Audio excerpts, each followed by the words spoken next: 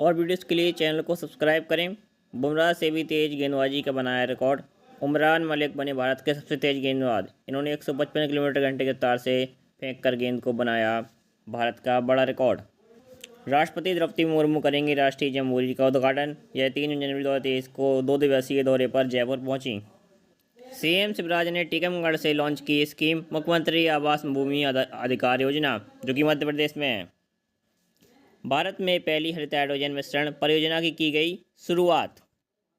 इस प्रोजेक्ट के अंतर्गत सूरत में एनटीपीसी के कवास के सप्लाई के लिए तैयार हैं।